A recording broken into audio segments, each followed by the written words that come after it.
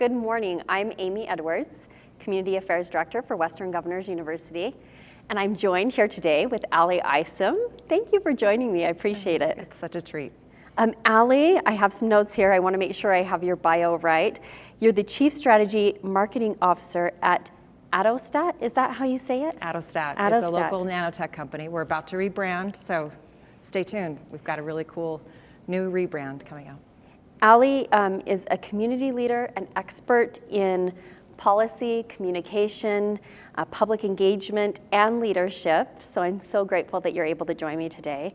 She was previously at the Church of Jesus Christ of Latter-day Saints, also Governor Herbert's administration, has worked in various agencies in state government, and also a political and campaign consultant. So you know a lot about building teams, finding potential, and building capacity for future leaders. So I'm excited to jump into it with you today. So tell me what you think makes a good leader.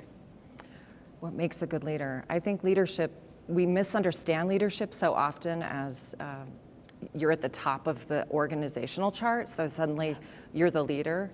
And I think informal leadership is so much more valuable to an overall organization. And I think about a quote from one of my sheroes, Alice Merrill Horn. The state art collection's named after her. She was an early state representative, mother of 6, clean air advocate, and she has a great quote wherein she says that a true leader sees the infinite potential within others. And I think that's part of what leadership is recognizing we all bring something unique and special to the table or to the organization, to the solution, to the problem, and we can each contribute and make a huge difference. And when we recognize the value and the individual contributions of others and what they can bring to the overall solution, I think that is leadership. Something interesting that I was brought to my attention this year is, in a leadership training, is we are they. Yes. It's interesting when you think leadership is this, you know, they up there are doing those, but it's really us. We're really the leadership. And Absolutely. That's what, you know, from culture, creating culture, to identifying what needs to happen in the organization, innovation, all of that. It was really empowering to think that you could make a difference where you are and what that looks, you know, wherever Everyone's you a are. leader. Everyone's a leader. I believe that. Do you think there's a moment in your career that defines you as a leader? A moment. You know, I don't think it's one of those moments where you realize, like, oh my, I'm in charge. The buck stops with me. But I think I was one of those small children who was called bossy on the playground, right? And so I actually think leadership is an attribute. It's not a role.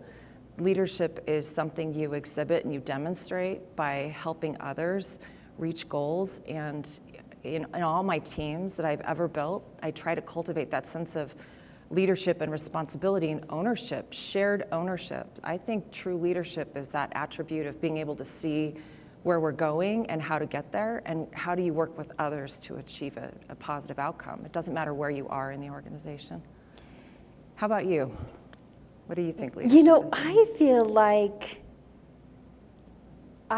in some respects, I feel like it's just progress of trying to get what's done, and having, I think the vision is the biggest part for me, is looking at what is that vision and trying to get people on board, especially a larger organization, Western Governors University. I'm working right now with some work on the digital divide.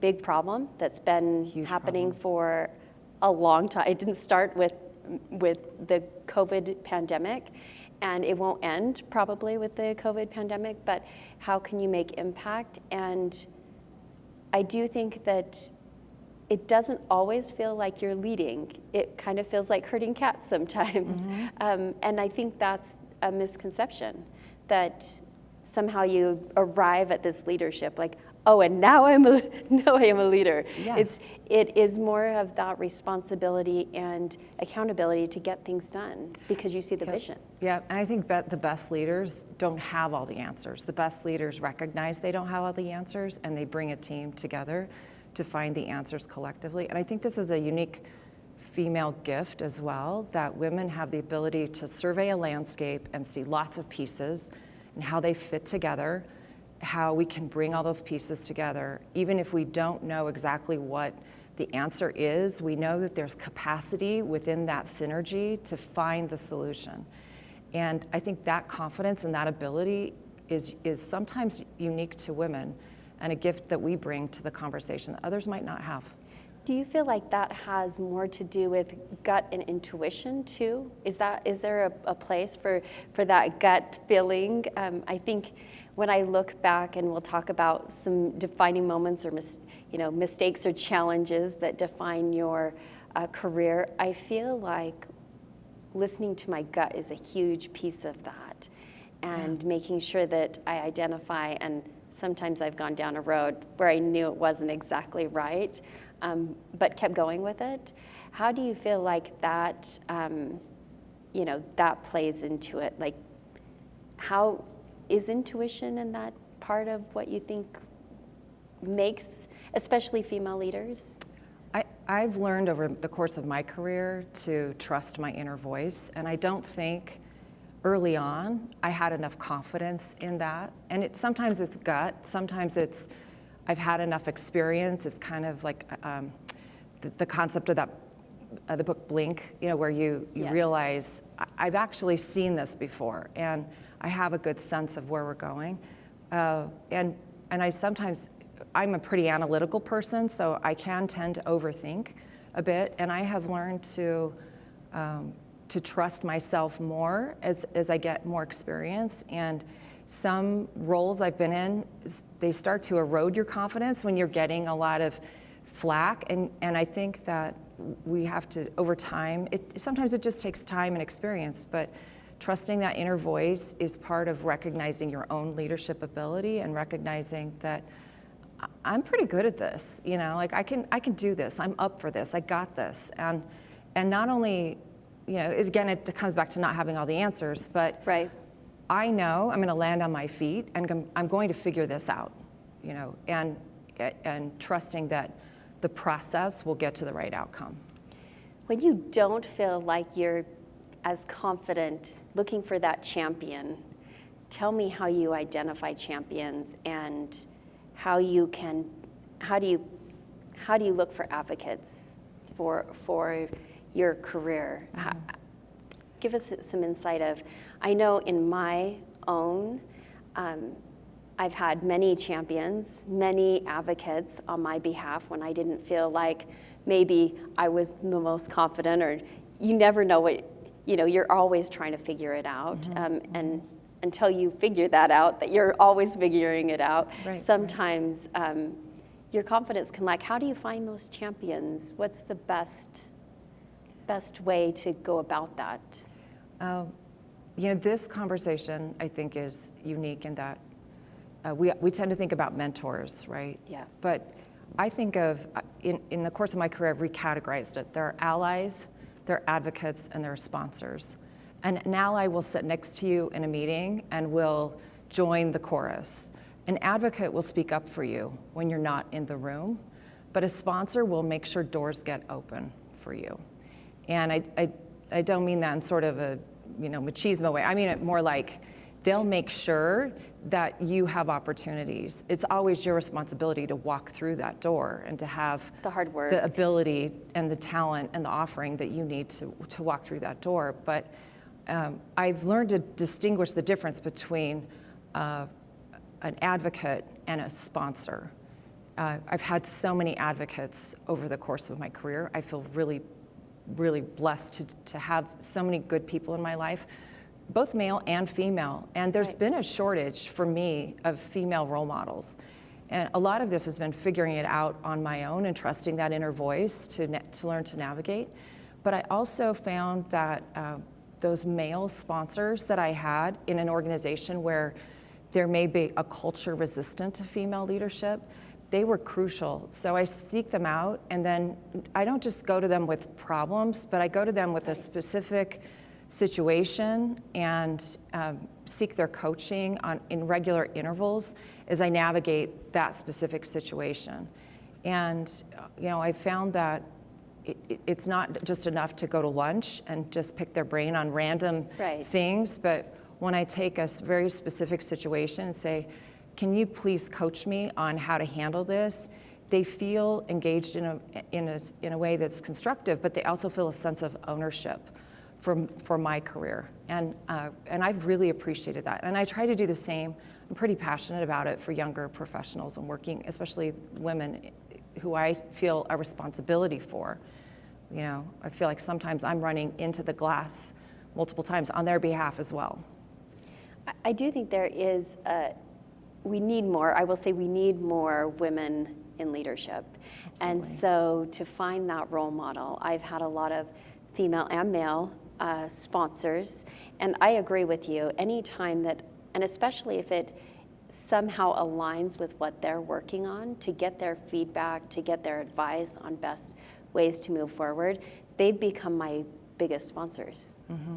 Because they have a stake in it as well. They're invested. They're invested in it. Absolutely. And instead of, and I'm sure you get this all the time, can I go to lunch and pick your brain? Or can I feel like, well, I'm always happy to do that.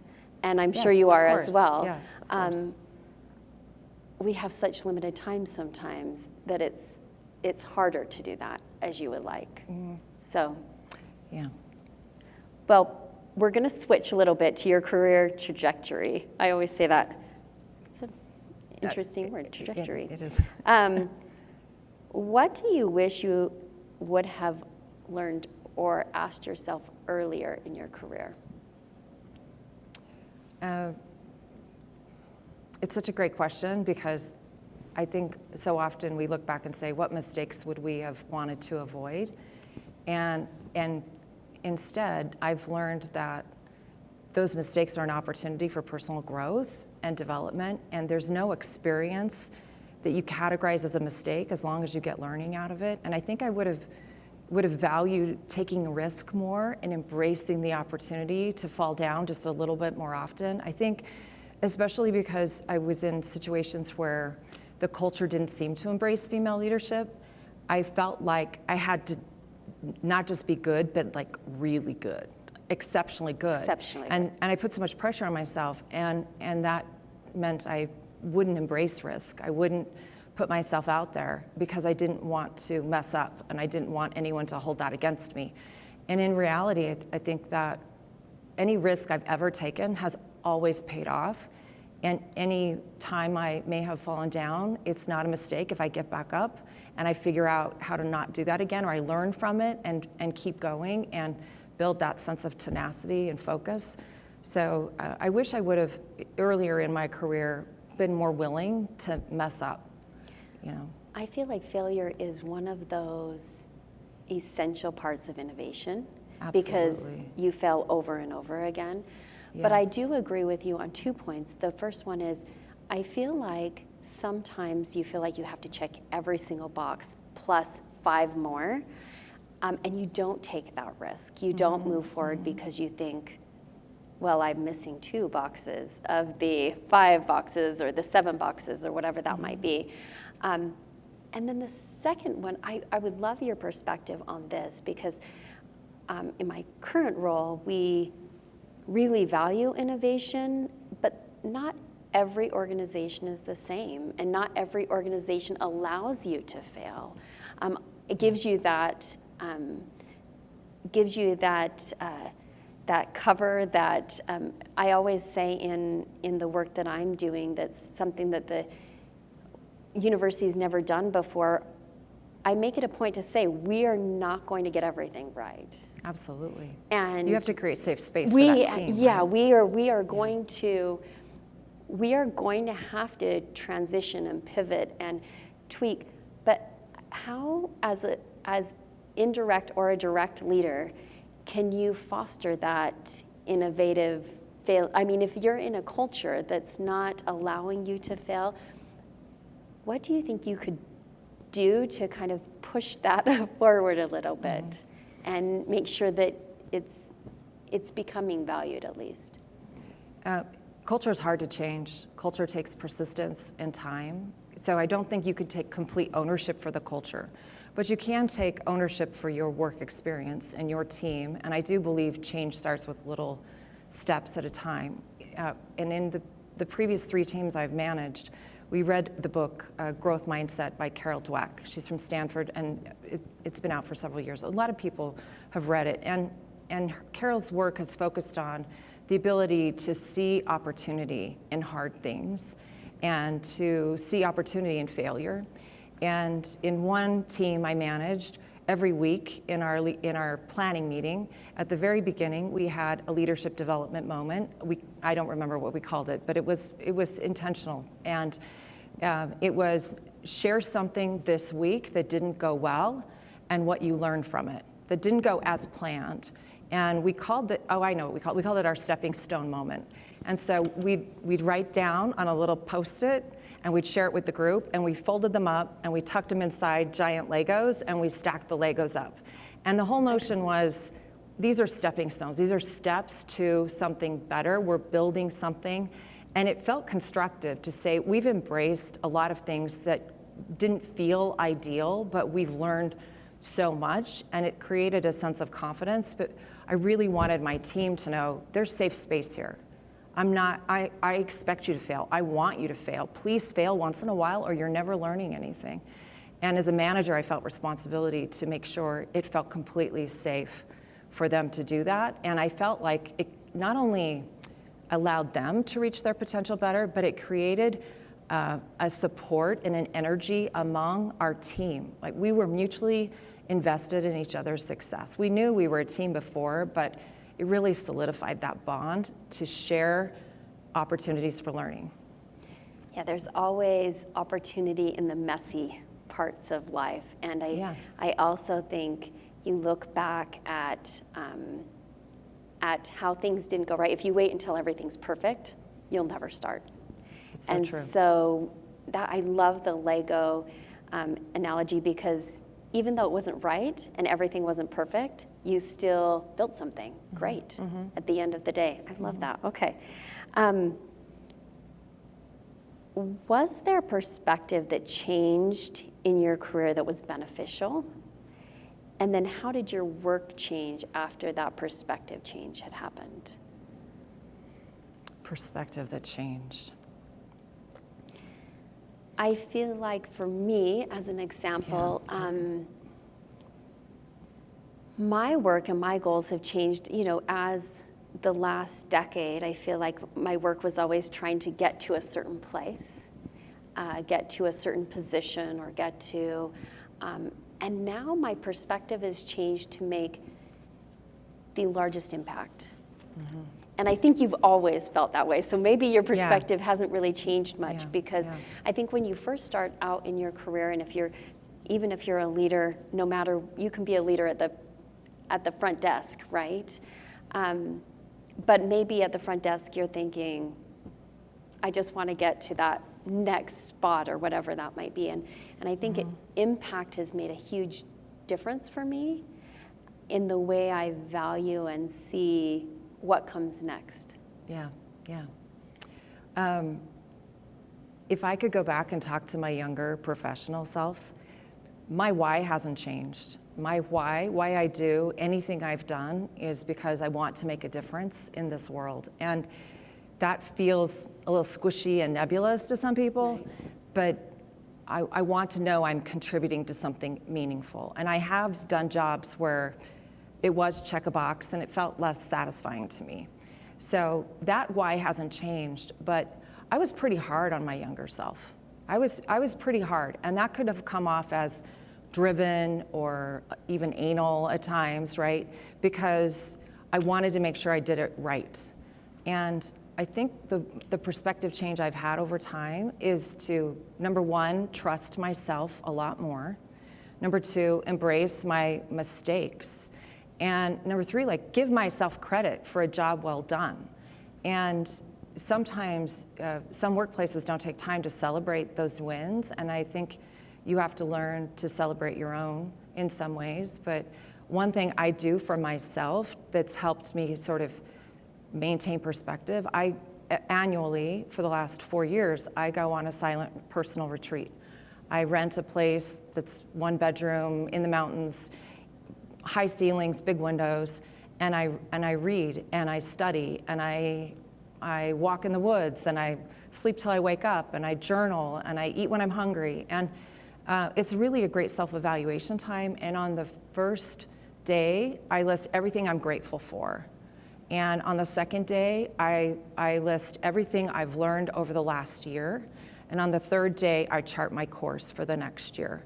And just indulging myself, and indulge is probably the wrong word because I actually see it as pretty necessary now. Necessary time. That I make time for myself to really assess where I am and be grateful for the distance I've covered, and to think about what matters most to me. And that time of refocus brings a centeredness in my own leadership that maybe I lacked more when I was younger. And I wish I would have learned that lesson earlier, to be very intentional about my personal development and my own focus, and to not see myself as, I'll get to myself after I take care of everything else. Everybody and everybody everything else, right? Yes. And this actually helps me be better for all those important people in my life when I'm really intentional about not just nurturing myself, but feeling in control of where I'm going. I have a clear sense of what have I learned, and what matters most to me in this next year. Where do I want to go with my personal goals? I think it is so important that you take that time, and I don't think often we do, because it is just whatever's happening next. And sometimes in our careers, things do come to the forefront, and that's great, and that next move is really fantastic. Mm-hmm. And then sometimes you get to points where you don't know what's next. Right. Yes. After maybe you've set goals, or maybe you think, I've achieved everything I ever thought I was going to achieve, or I've achieved that position that I thought I was going to achieve, but now what do I do? And I think people get to a crossroads of what does that look like for me? And without that reflection and time to look at what you have accomplished, I think that's the other thing is, mm-hmm.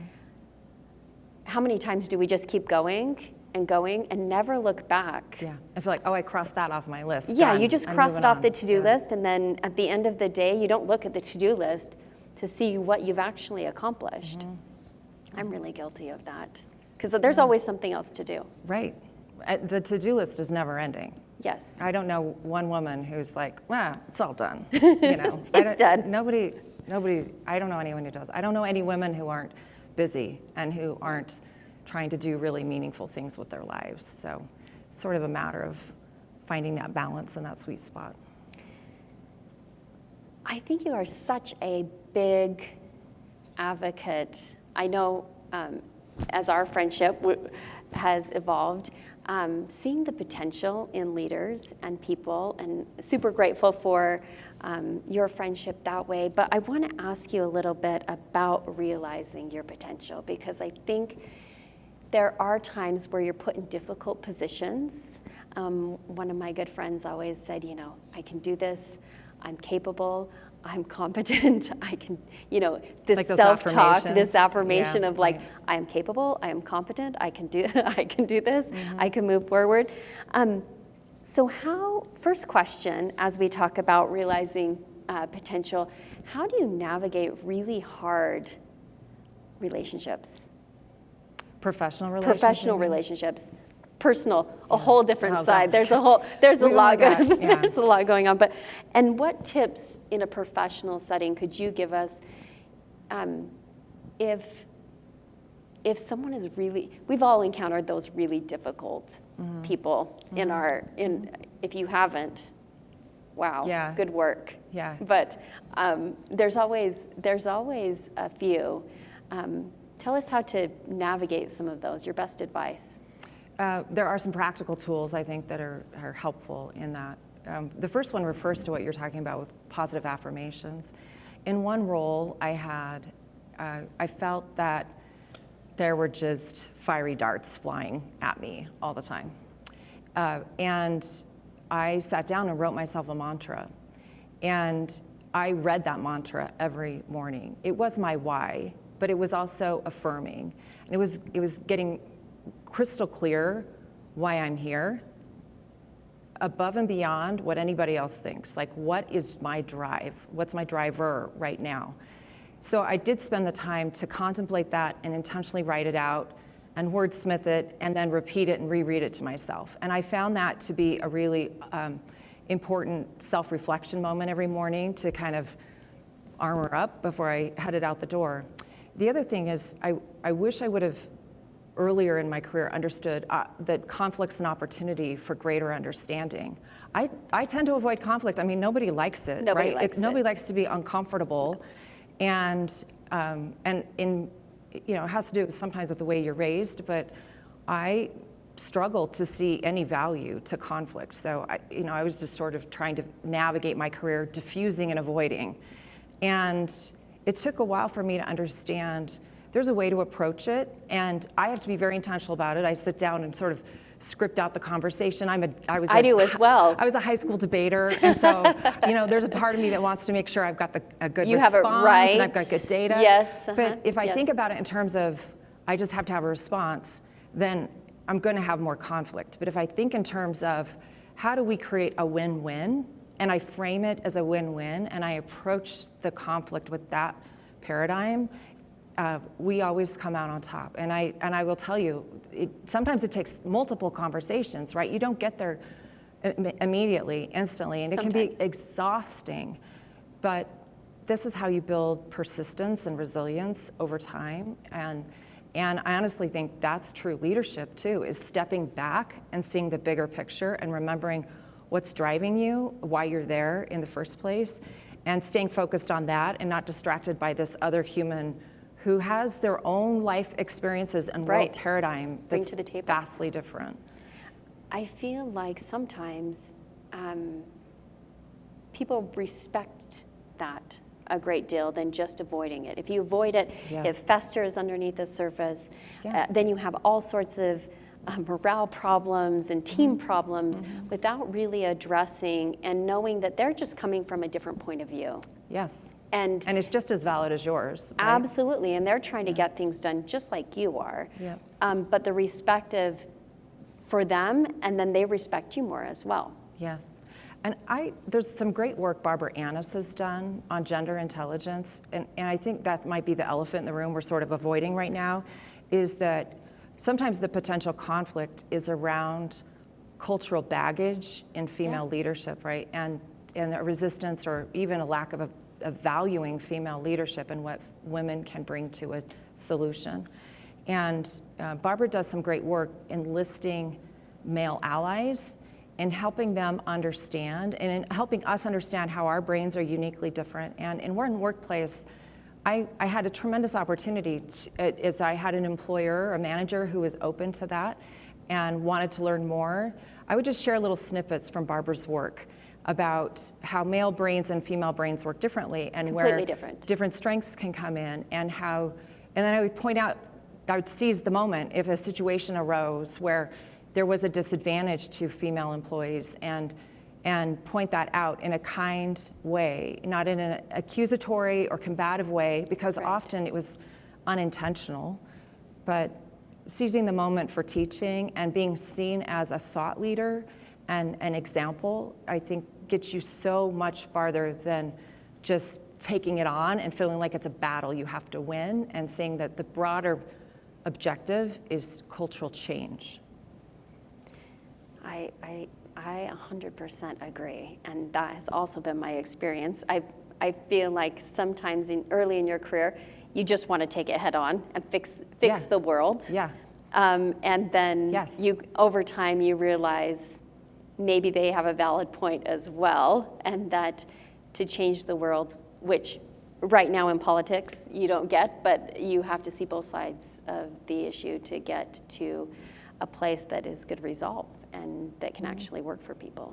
And I'm a big believer that it's not always the outcomes, it's that process of working together where the real value of our work surfaces. It manifests itself in the process, and not in what ends up in the KPI tally sheet.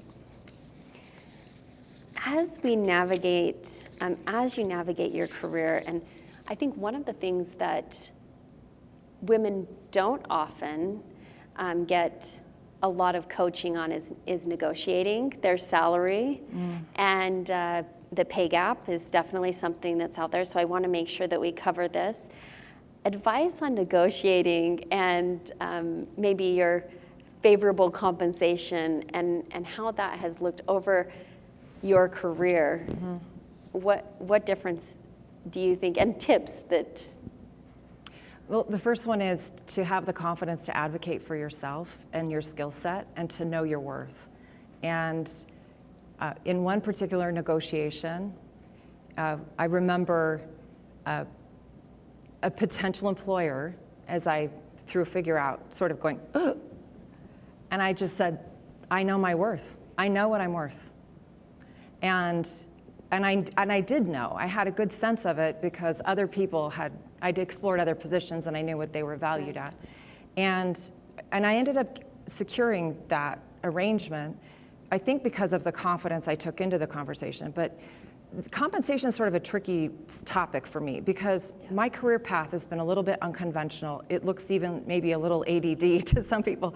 But I do think every opportunity prepared me for the next one. I did in one instance take a pay cut to go take a job because the why was so important to me. And I found myself the entire time I was there with this in the back of my mind that I could leave any minute. I could go do other things. And that gave me actually a sense of confidence to take more risks because I knew I was employable in another scenario. Right. But I had a responsibility, a calling, if you will, to be where I was. And I wanted to make a difference there. So I think you have to get really clear in your head about where your priorities are and if your value is in compensation. Now, I also believe you should be fairly compensated against market, and you should be very intentional about understanding where you fall in that compensation and do the research your necessary. Yes, all of that. And that means staying abreast of what's happening in the workplace in general, in the greater marketplace, and knowing where your value is. But you know, I always say, give yourself latitude, aim high. You can always come down, but there's no employer who's ever going to say like, okay, that's too low. Let me pay you a little bit more. Right. I've never seen that. So, aiming high. There's nothing wrong with aiming high. Yeah. We just have a few minutes left. I want to ask you one last question. What do you think we can do better in the workplace? Like women in general? Women in general. We've talked about compensation, or on the other side of things, like what can we do to make a more inclusive, united workplace for everyone? It's such a great question, Aimee, and I think women are naturally healers and weavers and integrators, and we can make a difference by realizing what our unique contribution is to the workplace, that we do add a tremendous amount of value in terms of skill sets and paradigms and life experiences. And there's a lot of data that talk about when we come to the table and you get the more perspectives, the better the outcome. And having a greater sense of confidence in the fact that you will make a difference just by being you. Just be you. You don't have to change. No, and there's so much value in just being you. And I'm a big believer. I don't think anyone's where they are by accident. I actually think there's some kind of design to all of this madness we sense. And I feel like there's something you're there to do that's uniquely special to you. And just to have a sense of gratitude, but responsibility and opportunity in that. Well, we are out of time. Thank you so much. Thank you. I always so great learned to be here. A number of things from you, so thank you for joining me. It was my pleasure. Thank you. Thank you.